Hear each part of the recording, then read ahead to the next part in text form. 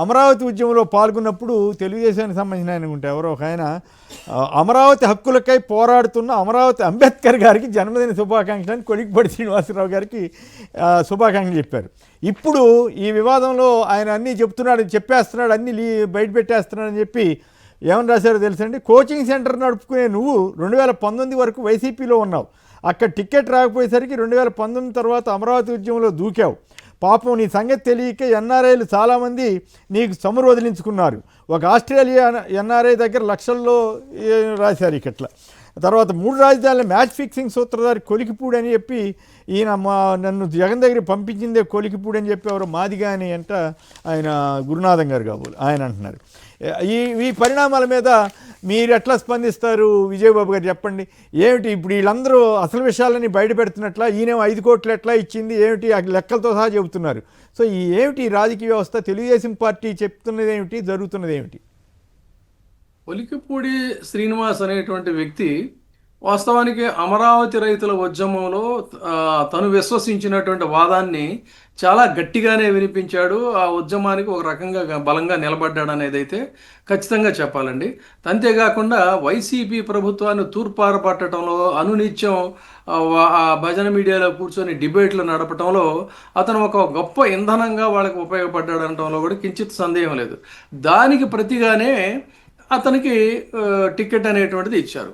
Ticket ఇచ్చిన తర్వాత సరే గెలిచాడు. అయితే కొంత ఇదేంటంటే ఇండివిజువాలిటీనో లేకపోతే థాట్ ప్రాసెస్ ఉన్నటువంటి వ్యక్తి కాబట్టి సహజంగానే అక్కడ కూర్చున్న తర్వాత అతనికి అది మరి ఎందుకో కొంచెం ఇబ్బందికరమైనటువంటి పరిస్థితిగా ఉంది. ఇంకోళ్ళు అయితే అసలు ఏమాత్రం కూడా కనీసం కలలో కూడా ఊహించినటువంటి ఎమ్మెల్యే పదవి అతని స్థాయికి చెప్పాలంటే, అలాంటి ఎమ్మెల్యే పదవి వచ్చిందంటే దాన్ని చాలా జాగ్రత్తగా మనకేదైతే ఏం పోయిందిలే అని చెప్పి అనుకోవచ్చు. కానీ కనీసం కొంత అతనిలో ఆ ఇండివిజువాలిటీ ఉంది కాబట్టి ఏంటంటే వాటిని సహించలేక అడపాదడపా మాట్లాడుతూ ఉంటే అవి తెలుగుదేశం పార్టీకి అతను కంట్లో నలుసు పంట్లో రాయిలాగా తయారయ్యాడు. అనేక విషయాల్లో అక్కడ అక్రమ ఇసుక దందాల్లో అతను అడ్డుకోవటం కానీ కారణాలు ఏదన్నా కానివ్వండి, లేదు మొదటి నుంచి కూడా ఈ ఎంపీ చేస్తున్నటువంటి వ్యవహారాల మీద వాళ్ళకి తెలుగుదేశం పార్టీకి ఒక తలనొప్పిగా తయారయ్యాడు. తలనొప్పిగా తయారైన వ్యక్తిని అతన్ని సస్పెండ్ చేయొచ్చు. సస్పెండ్ చేస్తే ఏమవుతుంది, అతను వాయిస్ ఉన్నటువంటి వ్యక్తి కాబట్టి మొత్తం ఆ టీడీపీలో జరుగుతున్నటువంటి ప్రభుత్వంలో జరుగుతున్న వ్యవహారాలన్నిటినీ కూడా ఖచ్చితంగా బయట పెడతాడు. అంటే ఫస్ట్ వికెట్ అతనితోనే కనుక ప్రారంభమైతే ఆ పాపాల పుట్ట అనేటువంటిది పగిలి ఒక్కొక్కటిగా బయటకు వచ్చేటువంటి అవకాశం ఉంది. కాబట్టి ఎంత ఇబ్బందికరంగా ఉన్నా కూడా భరిస్తూ సహిస్తూ వస్తున్నారు. ఇక ఇప్పుడు కథ క్లైమాక్స్కి చేరింది. సరే ఏదైతే ఏమైందని చెప్పని విసిగిపోయి పల్లా శ్రీనివాస్ అనేటువంటి కార్యనిర్వాహక అధ్యక్షుడికి ఫోన్ చేసి నువ్వు వాళ్ళతో రాజీ చేయొద్దు, నేనే వచ్చి చూసుకుంటా అని చెప్పి అన్నాడు. అంతకుముందు కూడా అతనికి వార్నింగ్స్ ఇచ్చారు. సో ఇప్పుడు జరుగుతున్నటువంటి వ్యవహారం ఏంటంటే అతని మీద వేటు పడటం అనేటువంటిదే కనుక జరిగితే ఖచ్చితంగా అనేక వాస్తవాలను అతను మాట్లాడుతూనే ఉంటాడు, అనేక విషయాలు బయటకు వస్తూనే ఉంటాయి. ఏ పొలిటికల్ గవర్నెన్స్ అని చెప్పనేటువంటి పేరుతో ఫ్రీ హ్యాండ్ ఇచ్చి రాష్ట్రాన్ని దోచుకోండి మీరని చెప్పని అన్నారో తదాదిగా అప్పటి నుంచే పేకాట క్లబ్బులు అనేటువంటివి మొదలయ్యాయి. ఇంకా రకరకాల పందాలు గిట్టింగ్లు మొదలయ్యాయి. తర్వాత మహిళలకు సంబంధించి మనం చూస్తూనే ఉన్నాం. సో వాళ్ళకి ఏంటంటే సాక్షాత్తు గతంలో కోడి పందాల వ్యవహారం మీద సుప్రీంకోర్టు దాకా వెళ్ళినటువంటి రాజుగారికి ఈ పేకాట వ్యవహారాలు అనేటువంటి పెద్ద ఆయనకి ఆశ్చర్యంగా అనిపించాలి. అందుకని ఆయన ఏమన్నాడు, అది చాలా అత్యంత సహజమైనటువంటి విషయం. కోడి పందాలు పేకాట క్లబ్బులు నిర్వహించడం, పేకాట క్లబ్బులు నిర్వహించేటప్పుడు సహజంగా కొద్దిగా మందు కొట్టిన తర్వాత ఇంకేదో విందు చేసుకోవటం, ఇవన్నీ చాలా సహజం. ఇదే తప్పేది కాదు అని చెప్పని ఆయన తనదైనటువంటి శైలిలో మాట్లాడినటువంటి తీరు చూస్తే యావత్ రాష్ట్రంలో కాస్తాంధ్రకే కాదండి అన్ని చోట్ల జరుగుతున్నటువంటి తంతు ఇదే. మొన్న గన్నవరంలో ఒక టీడీపీ నాయకుడు పుట్టినరోజు సందర్భంగా వాళ్ళే అక్కడ ఎమ్మెల్యే మీద తిరుగుబాటు చేసి పేకాట వ్యవహారాలు అది ఇదని చెప్పి అన్నాడు. గతంలో పేకాట వ్యవహారాల వల్లే గెలిచినటువంటి టీడీపీ నాయకుడు ఓడిపోయిన సందర్భాలు ఉన్నాయి. పేకాట ఒక చోటనేంటి అన్ని చోట్ల జరుగుతుంది. ఇది ఇప్పుడు ఒక తర్వాత కావలసిన మందు దొరుకుతుంది వాళ్ళకి. నకిలీ మద్యం కావాల్సిన వాళ్ళకి నకిలీ దొరుకుతుంది, అసలీ కావాల్సిన అంటే వాళ్ళకి ఓవరాల్గా చూసినప్పుడు బాగా రాణిస్తున్నట్లయినా చిన్ని మీద చాలా సంచలనమైన ఆరోపణలు చేశారు.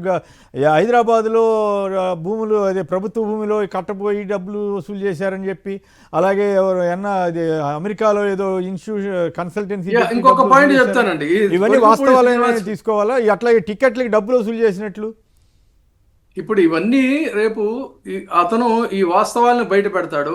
అయితే కొలికిపూడి మీద జరిగే అటాక్ ఏంటంటే, మీరు చాలా మందిని చూసే ఉంటారు, తెలుగుదేశం పార్టీ మీద ఎవరైనా సరే తేడాగా మాట్లాడితే ఆ రోజు వరకు అతను మంచివాడిగా ఆహా ఓహో అని చెప్పన్నా, అక్కడ నుంచి అతని మీద అనేక రకాలైనటువంటి వ్యక్తిత్వ హననానికి సంబంధించి, క్యారెక్టర్ అసాసినేషన్కి సంబంధించి ఎన్నో విషయాలు బయటకు వస్తాయి, వెలుగు చూస్తాయి, వడ్డించి కన్స్ట్రక్టివ్గా చేస్తారు. రేపు ఈ కొలికిపూడి శ్రీనివాస్ పరిస్థితి కూడా అదే. రేపు డెఫినెట్గా ఇతను ఖచ్చితంగా గట్టిగా కనుక నిలబడితే అనేక రకాల ఆరోపణలు ఎదుర్కోవాలి. తర్వాత ఇంకో పాయింట్ ఏంటంటే, వాళ్ళు ఏం చేస్తారంటే అసైన్ చేస్తారండి. ఇప్పుడు మల్లాది విష్ణు అనే ఆయన్ని మనం టార్గెట్ చేస్తే ఏం చేస్తారంటే, ఒక శర్మ గారినో శాస్త్రి గారినో అసైన్ చేస్తారు. కొలికిపూడి శ్రీనివాస్ని ఏదైనా చేయాలంటే ఆయన సామాజిక వర్గానికి సంబంధించిన వాళ్ళని టార్గెట్. ఇది తెలుగుదేశం పార్టీకి ఉన్నటువంటి రాజకీయ ఆల్రెడీ స్టార్ట్ చేశారు అదే జరుగుతుందండి. కలెక్టివ్ గా ఆ వర్గాలకు సంబంధించినటువంటి వాళ్ళే మాట్లాడతారు. అది విచిత్రం. ఇది జరిగేటువంటి తంతు. ఇంత వికృత రాజకీయ విన్యాసాలు అనేటువంటి రేపటి నుంచి మరింత ఆసక్తికరంగా జరిగే పరిస్థితి ఉంది. కాబట్టి ఈ కొలికిపూడి శ్రీనివాస్ అనే వ్యక్తి కూడా మానసికంగా బహుశా అన్నిటికీ సిద్ధమయ్యే ఉంటాడని అనుకుంటున్నాను. అక్కడ నుంచి ఆయన వైపు కూడా 5 కోట్లు ఇవ్వటం అవన్నీ తప్ప ఒప్ప, అసలు డబ్బు కథా కమాంశ ఆయన కూడా వివరణ ఇవ్వాల్సిన అవసరం అయితే ఉంటుంది. అలాగే ఎంపీ ఎంతవరకు తన మీద వచ్చిన ఆరోపణల మీద స్పందించకపోవడం కూడా గమనించాల్సిన అంశమే అనుకోవాలి కదా. రైట్, అతనికి ఆదేశాలు వెళ్ళి ఉంటాయండి, నువ్వేం అది కూడా ఉండొచ్చు. కరెక్టే.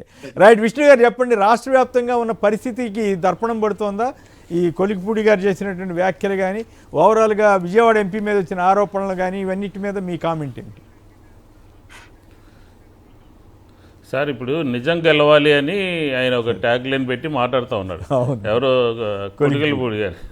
అది నిజం గెలవాల్లో అన్నీ నిజాలే మాట్లాడారని అనుకోవాల్సి వస్తుంది. ఎందుకంటే తెలుగుదేశం పార్టీ కానీ తెలుగుదేశం ప్రభుత్వం కానీ రెండూ కూడా ఆంధ్రప్రదేశ్లో ఏ రకంగా ఉన్నాయో మనకి అర్థమవుతూ ఉంది. ఇందులో ఒక ఎంపీ మీద అదే పార్టీకి సంబంధించినటువంటి ఎమ్మెల్యే చేసినటువంటి ఆరోపణలు, గంజాయి అమ్మిస్తారని చెప్పని, పేకాట ఆడిస్తారని చెప్పని, పదవులు అమ్ముకుంటున్నారని చెప్పని, ఇసుక దోచేస్తున్నారని చెప్పని, అలాగే హైదరాబాద్లో సంబంధించినటువంటి ప్రభుత్వ భూమిలో ప్రభుత్వ లేఅవుట్ చేసి అపార్ట్మెంట్లు కట్టిస్తామని చెప్పని 150 కోట్లు వసూలు చేశారని చెప్పని, అలాగే అమెరికాలో ఉన్నటువంటి కంపెనీలకు సంబంధించినటువంటి వాళ్ళందరికీ కూడా జీతాలు ఎగ్గొట్టారని చెప్పని, ఇట్లాగా ఆయన డైరెక్ట్గా ఎంపీని హిట్ చేస్తూ ఎంపీ మొత్తం మాట్లాడాడు. అది కూడా కాకుండా టికెట్ కోసం 5 కోట్లు ఇచ్చానని చెప్పని ప్రూఫ్లతో సహా బయట పెట్టాడు అనమాట. ఇప్పుడు ఈయన ఏం చెప్తారో, పార్టీ ఏం తీసుకుంటుందో చూడాలి. ఆంధ్రప్రదేశ్లో అన్ని చోట్ల కూడా ఇలాగే ఉంది, మా పార్లమెంటే కాదు మొత్తం. దానితోడు లోకేష్ సన్నిహితుడిని ఏం చెప్పినా లోకేష్ పేరు మీద నడిపించేస్తారట. అంటే రాష్ట్రంలో ఉన్న పరిస్థితి ఇప్పుడు ఇక్కడే 5 కోట్లు అంటే ఒక రిజర్వ్ నియోజకవర్గంలో మిగతా చోట్ల ఇంకెంత ఘోరంగా ఉండుంటుంది పరిస్థితి. ఉందిగా సార్, అన్ని చోట్ల మొత్తం అన్ని రాష్ట్రంలో ఉన్నటువంటి అన్ని చోట్ల కూడా అలాగే కనబడుతూ ఉంది. ఒక చోటేమో పేకాట క్లబ్బుల గురించి, పోలీసుల గురించి ఒక చోట గొడవ, ఇంకొక చోటేమో పోలీసుల మీదే తుపాకీ తీసుకుని వెళ్ళి కాల్ చేస్తానని చెప్పి అక్కడేమో అనంతపురంలోనేమో జేసీ సంబంధించినటువంటి అక్కడ అసలు ఏం జరుగుతుంది ఆంధ్రప్రదేశ్లో? ప్రభుత్వం ఉందా లేదా? రోడ్డు మీద పడి కొట్టుకోవడం, కుక్కలు చింపిన విస్తరిలాగా తయారు చేయడం, వీళ్ళేమో ఎవరు ఏ ముఖ్యమంత్రి వెళ్ళినట్టుగా ఆ రాష్ట్రం పోయి ఎత్తేస్తాం, ఈ రాష్ట్రం పోయి ఎత్తేస్తాం అని చెప్పని ఊరినే ప్రచారాల కోసం తిరుగుతాం. అసలు పరిపాలన గాలికి వదిలేసి వర్షాలు వచ్చి రైతులు రోడ్డు మీద పడతా ఉంటే పట్టించుకోవాల్సినటువంటి అవసరం ఉందా లేదా? ఈ ఎంపీలు ఎమ్మెల్యేలు వాళ్ళ భాగోతము వాళ్ళ చరిత్ర ప్రజలకి చెప్పుకుంటూ రోడ్డు మీద పడతారా? కాబట్టి ఆంధ్రప్రదేశ్ ఏ రకంగా ఉందో ఒక కుక్కలు చింపినటువంటి విస్తరలాగా తయారైపోయింది. ఇది అన్నీ ఏ రంగం కూడా అట్లాగే చచ్చింది. కాబట్టి వీళ్ళిద్దరు ఎదుర్కోవడం ఈ రోజు నుంచి కాదు. ఎంపీ మీద వైఎస్ఆర్ కాంగ్రెస్ పార్టీ చెప్పలా, ఈ ఛార్జ్షీట్ అంతా కూడా వాళ్ళ పార్టీకి సంబంధించినటువంటి, వాళ్ళ పార్టీ సైకిల్ గుర్తు మీద గెలిచినటువంటి ఒక ఎమ్మెల్యే ఒక ఎంపీ గురించి మాట్లాడాడంటే దాన్ని ఆ ప్రజలందరూ కూడా అర్థం చేసుకోవచ్చు. 24-25 పార్లమెంటు స్థానాల్లో కూడా ఇదే పరిస్థితి నెలకొంది. ఈ రకంగానే జరుగుతూ ఉంది. సొంత బ్రదరే చెప్పాడు కదా, కేసినేని నాని గారే చెప్పాడు కదా, మా వాడు సరైనడు కాదు స్వామి అని. అదే బ్రదర్ చెప్పడమే కాదు, పార్టీ సైడ్ నుంచి కూడా ఉంది. కాకపోతే ఏంటంటే ఎక్కువగా ఈయన లోకేష్ గారి పేరు, సీఎం గారి పేరు, ఇద్దరు పేర్లు చెప్పి ఇక్కడ దబాయిస్తున్నాడని చెప్పనుంది. కానీ ఈ ఇద్దరు విషయంలో అసలు అధిష్టాన వర్గం ఏం చెప్పిందంటే అసలు ఇద్దరిని పిలవమోకండి, ఇద్దరితో మాట్లాడేది ఏం లేదు, ఇప్పటికే చాలాసార్లు చెప్పాము, వీళ్ళిద్దరితో మాట్లాడాల్సిన అవసరం లేదు అని అన్నారు. మరి పైన ఉన్నటువంటి హైకమాండ్ కూడా ఏ రకమైనటువంటి చర్యలు తీసుకుంటుందో చూడాల్సిన అవసరం ఉంది. అంతే తప్ప లేదంటే కొటికిలిపూడి అనే ఆయన మొత్తం ఈ రాష్ట్రంలో ఉన్నటువంటి తెలుగుదేశం ఎంపీలు పార్టీలో ఉన్నటువంటి పరిస్థితిని మొత్తం యావత్ పరిస్థితి అంతా కూడా బయటపెట్టినట్టుగా కనపడుతుంది. అన్ని చోట్ల ఈ రకంగా. విష్ణు గారు, మా బోటి వాళ్ళకైతే ఏమనిపిస్తుందంటే బాగా రాణిస్తున్నారేమో ఈ వ్యవహారాల్లో, పేకట్ట దందాలు ఇటన్నిట్లో అనిపిస్తుంది. రైట్, అంతేగా సార్, పూర్తిగా రాణిస్తున్నట్టుగానే కనపడతా ఉంది. ఇది ఎంత పేకాట్లు ఆడుతూ ఉన్నారు, క్లబ్బులు పెడతా ఉన్నారు, లేకపోతే గంజాయి ఇస్తా ఉన్నారు. మనం చెప్పనే కాదు, ఆ ప్రభుత్వంలో ఉన్న కీలకంగా ఉన్నటువంటి వాళ్ళు చెప్పినటువంటి మాటలే అయ్యి.